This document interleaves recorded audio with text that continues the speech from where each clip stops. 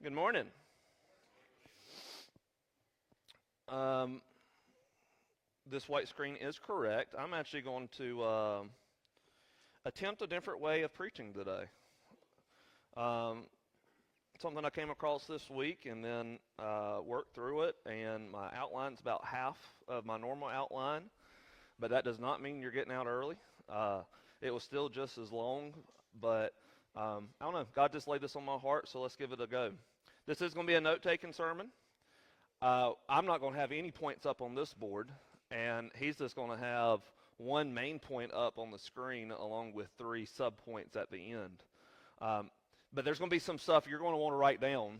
If you're like me, you'll forget it by the time you leave here, so you might want to write it down as a way of helping you to remember and apply it to your life. So let's jump into it. We are going to finish our series on work today, and this is the word that God gave me for this year for our church, that God is calling us to work.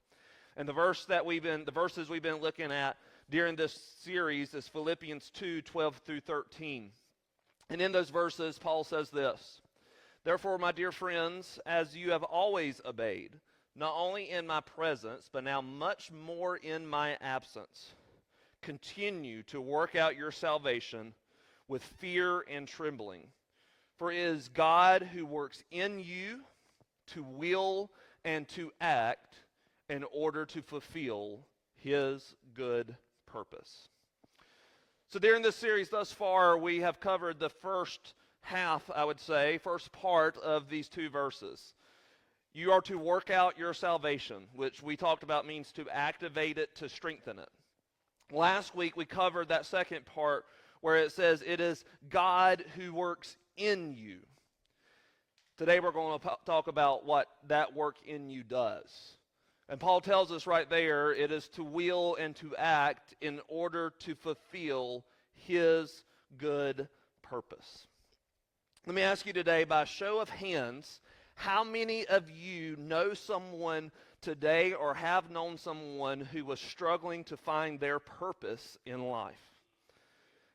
I can think of many people, and I can even think at times in my life, that was me, and you're going to hear a little bit about that later. Maybe it's that they are young. You know, in those high school, college years, you're trying to figure out what you're supposed to do with your life. Often you're going into college, and you'll start with choosing to do something, and then you end up doing something else. But you're trying to find what is your purpose in life. Or maybe the person you thought of is a grown adult that's just lazy and won't get out and do anything. Some of you just thought of someone. Don't look at anybody else in the room. Maybe it's someone who they're doing stuff in life, but they know deep down they are meant for more than what they are doing. See, the truth is we probably have all felt that way at some point during our lives. Maybe it was high school in those early years, wondering what we were supposed to do. Maybe it was later in life, wondering if what we have experienced thus far is all that we were supposed to do with life. Or maybe it's realizing that we're in a life transition. Maybe retirement's coming, maybe retirement's already here, and you're wondering, what does these last years of my life look like? What is my purpose now? You know, when we don't know our purpose in life, it can really cause struggles within us. It can leave us depressed, hopeless, anxious, lost. Because you have no direction. So you end up feeling like something's wrong, and something is wrong. Because you were created for a purpose. And so if you're not finding that purpose, something's not right. And eventually that depression will lead into low self-esteem. We don't feel very highly about ourselves. And then what I have seen really at Food Lion is where I saw it the most, is that over time, when you don't know your purpose or you don't feel like what you're living is your purpose, your motivation to do what you're doing decreases. So at Food Lion, the way I saw this was people who made Food Lion their career, and they get 30 years in, and they're like, is this all I'm supposed to do with my life? Clock in for 10 to 7, which was the unfortunate shift that some people got stuck with, and then check out. and be done with my day and just do it again the next day? Is this all my life is about? They were wondering if that was their purpose in life. See, when we don't experience our purpose, it creates a tension because we know something isn't right. But here's the good news for us. God has a purpose for every person. That should have got an amen. Randy, where are you at, Randy? Give me a 10-4 at least. Let's say it again and see if you get it this time. God has a purpose for every person. In Ephesians chapter 2, verse 10, here is what Paul says. It says, "For we are God's handiwork. We were created in Christ Jesus to do good works, which God prepared in advance for us to do." So he makes very clear to us that we are the work of God's hand. In other words, we are made in the image of God. And he is teaching to Christians at this point. But the truth is here, are we not all made in the image of God? Is every person that's in existence, every person that has been in existence, they were created in God's image? We are a work of his hands, which means that he created us to do good works. He prepared us to do good things in this world, which means that every person, whether they're a follower of Jesus or not, has a purpose in this life. So how do we find it? Well, that goes back to our verses that we're reading. Paul tells us in Philippians 2. He starts off, that last part of verse 12 says, "Work out your salvation with fear and trembling." Why? Because it is God who works in you to will and to act in order to fulfill his good purpose. So if you want to fulfill your good purpose, Paul says, then you need to work out your salvation because God is at work in you, and then you will find your purpose. You will find the reason why God created you. Now he tells us there, it's God who works in us to will and to act. We talked about the will a little bit last week and how God will align our desires with his. But let's be honest. Our will for our life isn't always God's will. What we want for our life isn't always what God wants for our life. Now, we often think that what we want for our life is good. We think what we want for our life is what is best for our life. But the truth is, what's best for our life is however our Creator created us to be. And so we have this tension that we can have between God's will for our life and your will for your life. You know, I thought about it like this. Have you ever thought about have you ever had to try to get a kid to do something that was good for them, but they wouldn't do it?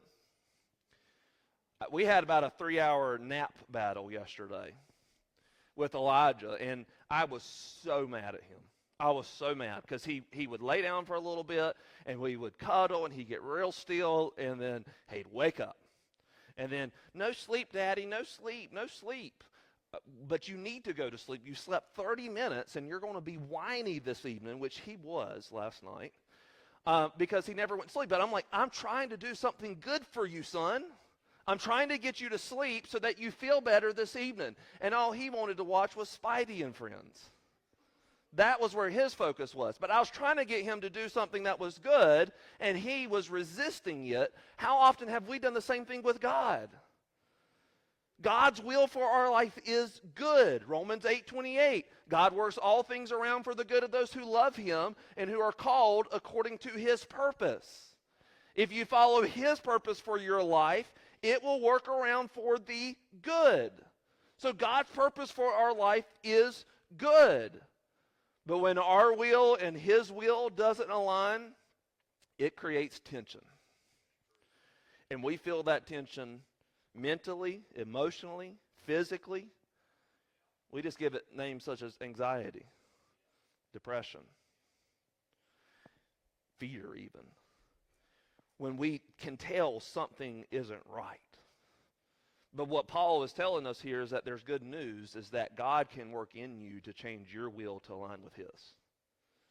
But you have to be open to that. But God can literally change your will to align with his. I wish I could do that with that little 2-year-old in the back. If we did, then Daddy and Elijah would have gotten a 3-hour nap yesterday. But instead, we're both tired, we're both worn out, and we're both cranky by the end of the night. God can change your will, though. And when he changes your will, that leads into the action part. He said that God works in you to will and to act. So if your will is changed, your actions will change. So God can change our actions, not that he takes us and treats us like puppets, but that he does a work in us so that what we do with our hands is different. But we do that not to fulfill our purpose in life, but to fulfill his good purpose. See, Paul's not wanting us to get it confused, saying that it's our purpose that's fulfilled. It's his purpose for us that is fulfilled through his work in us. And so we have to understand, number one, his purpose is always greater than ours. Number two, his purpose will bring fulfillment to our life. And number three, his purpose is good, because he's a good, good father. So here's my one thesis statement, and I about went over there to put it on the board, but it's not on the board. Here's my one main point for you today. When our will and God's will are aligned, we will act according to God's great purpose. When our wills are in alignment, we will act according to God's great purpose for us. And this is where this is not going to be on that screen. This is going to be on this screen, but I'm going to draw for you today. And I know some of you are probably scared already. Just so you know, I did not win any awards for having the best handwriting. In fact, that was probably the worst thing I was at in school. And that line wouldn't have been straight, except this thing allows me to do a straight line. But God gave me a visual in my head, and that's what we're going to be working off of the rest of the sermon today. So up here we have God.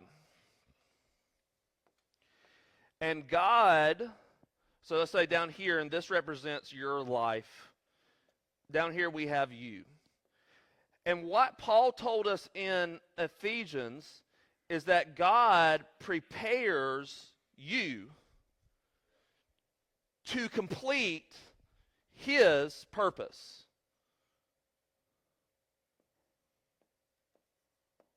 So let's put God's purpose over here. And let's put your purpose over here. What do you think you should do in your life? So God prepares you to complete this. But how often do we end up over here? How often do we end up doing what we think we should be doing in our life? How often do you end up trying to fulfill your purpose and you end up on this side of this line? And what happens is that God has created you to do that, but you're doing this, and because you're not doing that and you're doing this, something doesn't feel right. Because your Creator didn't create you to do this. He created you to do that. And so when we are living here and we're supposed to be living there, we feel that tension all through this timeline here. We feel that tension. Well, we're not fulfilling God's purpose in our life. We're doing what we think we should do. And this is why we have a mental health epidemic today. It's partially because of this. People are just wandering through life doing what they think they should do and not what God created them to do, not what God prepared them to do. And so Paul tells us, if you want to get over here, you need to, number one, work out your salvation. And we'll talk about the importance of having a relationship with God, a relationship with the one who prepares you here in a little bit. But it starts there. You've got to have a relationship with the one who prepared you to find out what he created you to do. But it's God who works in you, is what Paul says. So as soon as you start this relationship and you start working out your salvation, God works in you. And so while your will might be over here, over time your will begins to move more and more to God's purpose. I've walked through some of these transitions with some of you. You knew what you were doing was not what God has called you to do, and you felt that tension, and God worked in you to gradually move you that direction. And as he changes your will, it changes your actions so that you ultimately fulfill his good purpose. As you move that way, guess what? The tension goes down. The anxiety goes down. The depression goes down. Let me give an example from my life. So, I went through that high school, college thing of what am I supposed to do with my life. My mom was a school teacher. I enjoyed math. Since 8th grade, I wanted to be a math teacher. So that's what I started off at RCC doing. I was doing my math classes, Calculus 1, Calculus 2, pre-calculus. I was covering the core things I would need to transfer to UNCG, and then I'd be able to get a job in the school system. That was my purpose for my life. That was my plan. And then I began to feel that tug in my heart, and I look back now, and my anxiety was so bad throughout high school and college. And I think it was because I knew what God was calling me to. But I was trying to go off my own path and do my own thing. So I felt that tension, and as soon as I answered the call, as soon as I told God, I will fulfill your purpose for my life, which was to go into ministry, which was to pastor. But, of course, when he's trying to get your will to align with his, I wanted to argue with him and say, well, school teaching is probably going to pay better. I'd have better benefits. I'd actually have health insurance. I'd have these things. And God's like, no, but this is the calling. This is the way I created you, was to fulfill this purpose in your life. So I began to move along this timeline, and eventually I accepted my call in the ministry. I still took Calculus 2 for some reason, but I fulfilled my call in the ministry, and I ended up fulfilling God's purpose going into ministry. But wouldn't you know it, that once you fulfill God's purpose at one stage in your life, you often try to come back over here to your purpose? Not that I was trying to go back to be a school teacher. No, what I was falling for was this lie that you're only the successful pastor if you pastor a church of hundreds and thousands, and it has to be a mega church. That was what I thought my purpose was to pastor a large church. And so when our church was not large, smaller than it is now, when our church was running 30, 40, 50, I was feeling that anxiety. I was feeling that depression. I was feeling those things. Why? Because I was chasing what I imagined ministry being, what I imagined my call being. But God had a different call. And so over time, as I began to discern what God was calling me to, God was calling me to pastor small churches and to be a resource for other small churches. So that's where the vision for creating a local network of healthy missional rural churches came out of. And we're experiencing that now. But when I cannot emphasize enough the freedom I felt mentally, emotionally, spiritually, and even physically when I found out that my calling was to pastor small churches. That I don't have to chase my vision or the world's vision for what a successful church looks like, what a successful ministry looks like. I'm going to chase God's vision. And as I did that, the anxiety goes down, depression goes down. I feel good about where we are at. Now, guess what's going to happen in the future? I'm going to have my purpose, and God's going to have his purpose for the next stage of my life, and there's going to be that tension there again. Because I don't think any of us are perfect. I think all of us tend to wander astray. We have to make sure we stay as close to God's purpose as possible. So you may be thinking at this point, am I fulfilling God's purpose for my life? And I thought about some markers that would tell you the difference between fulfilling your purpose and God's purpose. I'm going to put this in red. When we're fulfilling our purpose when we're fulfilling God's purpose in our life, it requires us to live righteous lives. And that's the big theological word, but it basically means that you're following God, that you're living right, that you're choosing to follow Him above all else.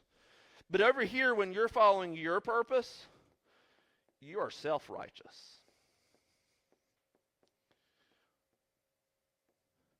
You are self-righteous because what you're doing is you're doing what you think is right.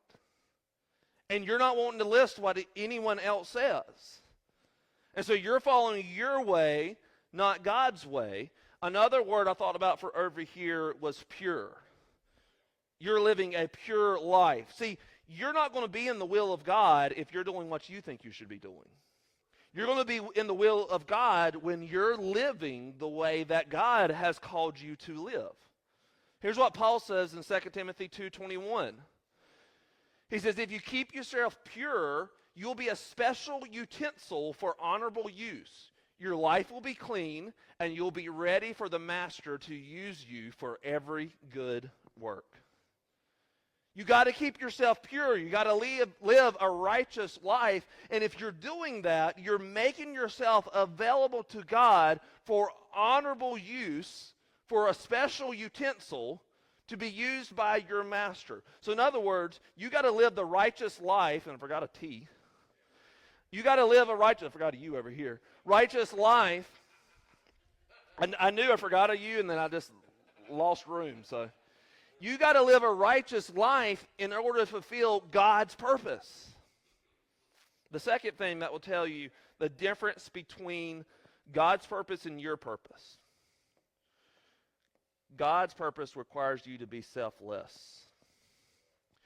Your purpose is often driven by selfishness, by money, by fame, by popularity, by a whole host of things in this world that is called success. I was thinking with my pastoring thing, the church, you probably do not listen to someone that pastors a church under 100 other than me, because we're not the ones who get the podcast. We're not the ones that are on YouTube. We're not the ones that is on the TV. The people who are on the TV and who are on the podcast, they have the churches of hundreds and thousands and thousands and thousands, and they wanted that popularity, or maybe they didn't want it, they got it, but for me, that was part of my drive to be the big church, was because then there's benefits that come with that. And God didn't make me to enjoy popularity or talking to people half the time, which sounds bad for a pastor, but I need my time, and I cannot handle what some of these mega church pastors go through. But when you're fulfilling God's purpose, it always requires you to be selfless. Here's another word that I had for over here when I was working through my sermon. So I had purity, and God's purpose is always about other people. So purity, people. God's purpose is always about helping other people. Living in a world today where it's all about me, and us getting ahead, me getting ahead, putting others down so that I can get ahead, that's not God's purpose for you. That's not God's purpose for anyone. God's purpose is going to require you to be selfless. And then the last thing that I think will help you determine whether you're fulfilling God's purpose in your life or your purpose is that God's purpose requires you to be dependent on Him. This one you can do by yourself. You can be independent. God's purpose for you can't be completed without His power. And so if you're doing things in your life in your own power, you're probably not fulfilling God's purpose for you. I can go and tell you, this is not my favorite thing to do. This is something that drains me. This is something that I was not good at in high school, but God has given me the gift to preach and to lead and to pastor a church. And so that is the work that God has done in me. And it requires me to be completely dependent on Him because I can't do it myself. But how many people are going through life and they don't need God? They can do whatever they're doing in life. They can be independent. God's purpose is going to require you to lean on someone else's power, on His power at work in you. And so if you can do whatever you're doing without His power, you probably aren't close to God's purpose for your life.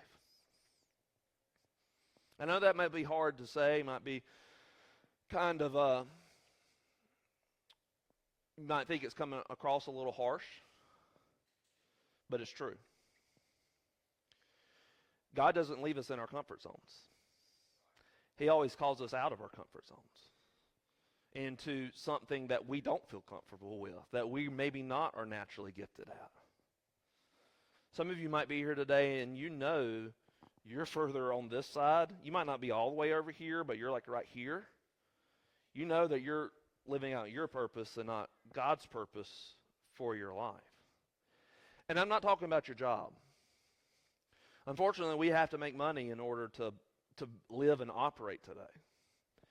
But your calling, your purpose in life is a lot bigger than your job. Your purpose in life is a lot bigger than your 9 to 5. Whatever God's calling you to is bigger than that. Can it include your job? Yes. But it's a lot bigger than that. And so you may be here today and you feel that tug or you feel that tension in your heart that God is calling you to more. So how do we experience the more that God is calling us to? I'm going to put these in blue. So the way that we move from this side of that line to that side of that line, move from our purpose to God's purpose, first we have to practice our faith. Now this aligns with the righteous versus self-righteous thing. You have to practice your faith, which means you've got to live it out. Sort of sounds like what Paul said when he said, work out your salvation. You've got to live it out in your life. You've got to be practicing it. And when you're practicing it, it keeps you connected to the one who prepared you to do what he called you to do over here. When you're practicing it, when you're living a righteous life, when you have a relationship with God, then he is preparing you and working within you to get you over here. So the first thing is you've got to practice it. When you practice it, you need to look at where you are producing fruit.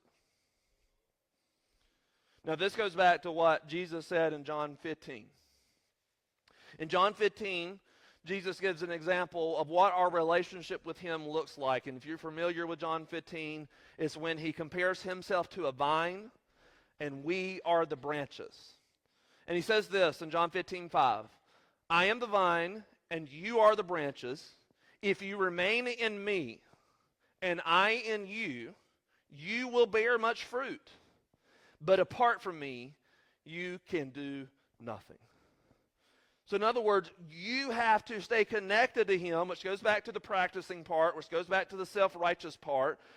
But this part, the producing, the fruit, when we talk about fruit, that's you're producing good things in life, good godly things that positively affects this world. You're being the salt, you're being the light, you're being what God has called the church collectively to be.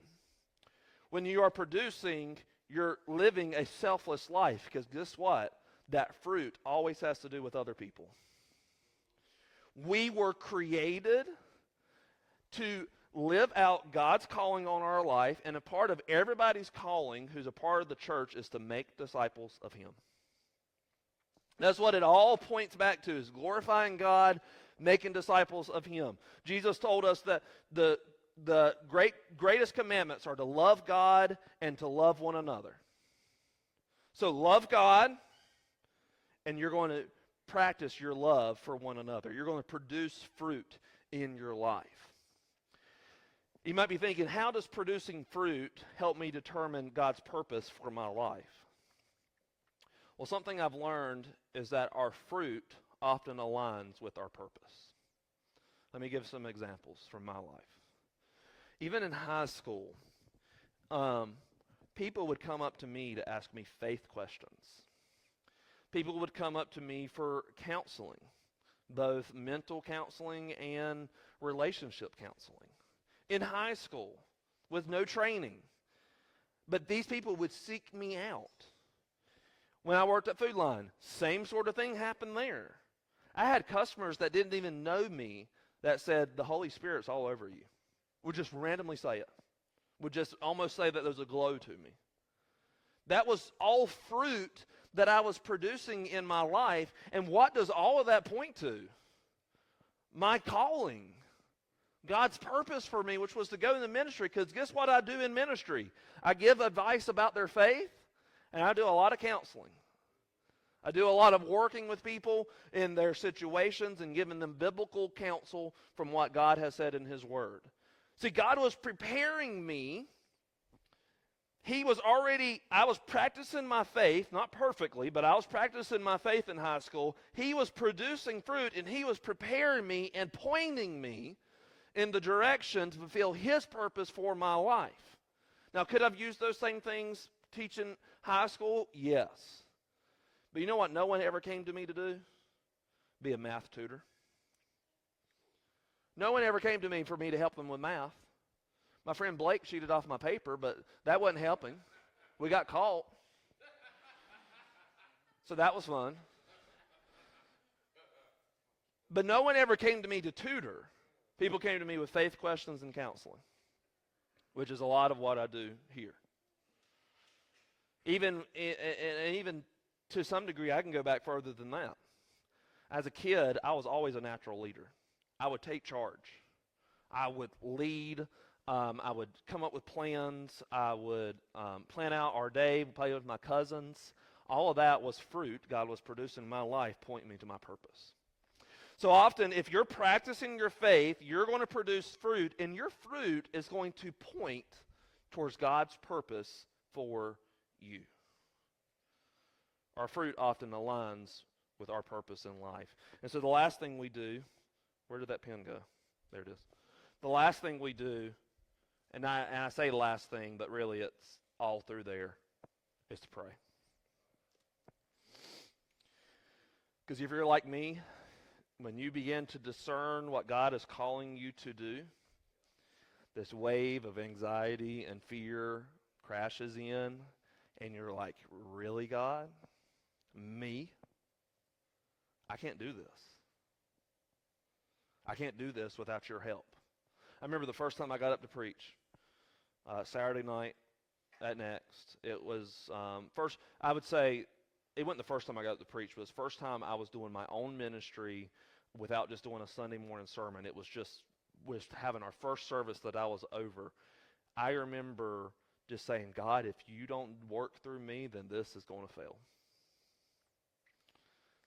And that's the truth every time we get up here. That's the truth every time we gather. If God doesn't work through me, if God doesn't work through our worship team, if God doesn't work through you, this church is going to fail. But I remember feeling so anxious and worried. But what was I doing? I was showing my dependence on Him. Because what He was calling me to was so much greater than what I thought I could do. And for me, I wanted confirmation. I saw where the fruit was going. I was practicing my faith. I knew where God was leading me, but God, I want this confirmed. And God gave me that confirmation in multiple ways. But also part of prayer, as long as you're doing these first two, just ask God, what am I supposed to do with my life? Is this all there is? What do you want me to do in these next 10, 20 years? Do you want me to start some type of outside ministry? Do you want me to change my job? Do you want me to quit my job tomorrow and go work somewhere else? Go and work out your 2-week notice, though, just to be a good Christian, because I hated it when people did that at Food Line. What are you calling me to? Get that word from God and then follow it. And you'll experience His purpose for your life. And I can tell you without a shadow of a doubt that when you find God's purpose for you, there is nothing better. We can't ask Him today, but one day, if you're a follower of Jesus, you're going to get to ask Paul and Peter and Matthew and James. See, if it was up to Peter, his purpose in his life would have been a fisherman. In fact, after Jesus dies on the cross, that's where we see Peter and them going back to, fishing. That tension was there. And Jesus has to go chase them down, and then Peter becomes the rock on which the church is built and becomes an early church leader and was beaten and jailed, etc., etc. Like, they did not have an easy life. In fact, they were killed because they fulfilled God's purpose for their life.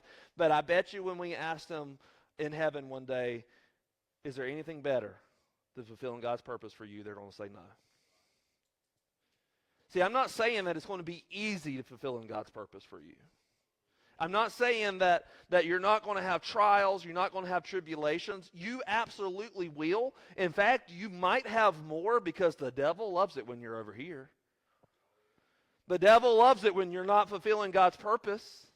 He loves it when you're over here being selfish and self-righteous and independent. He loves it.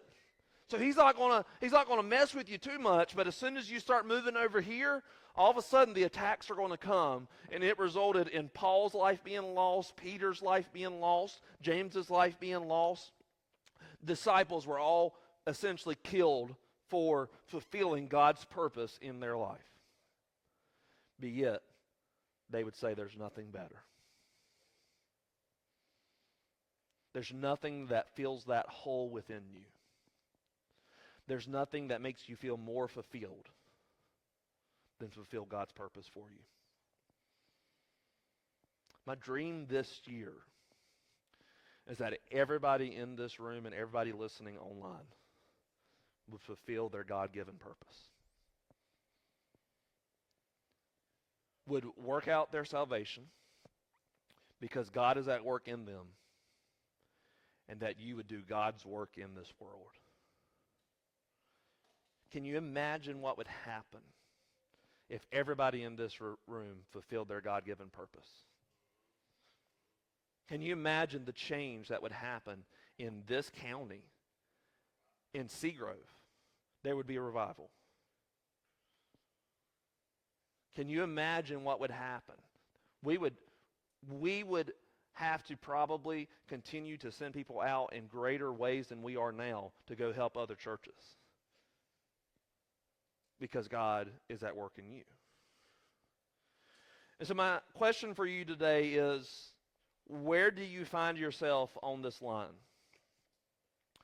As the worship team comes up, they're going to lead us in one last song. But I want you to ponder that for a second. Where are you at on that line? Are you fulfilling your purpose? Are you doing what you think you should be doing in your life? Or are you fulfilling God's purpose? Do you feel that tension because you're over here and you're supposed to be over here? Or do you know today, hey, I'm fulfilling God's purpose for my life. At this moment, in time, I know I'm following God. I know I'm doing what God has called me to do. I have that assurance. I have that confidence. I feel it deep down. But if that's not you today, here's my advice to you. First, you need to have a relationship with Him.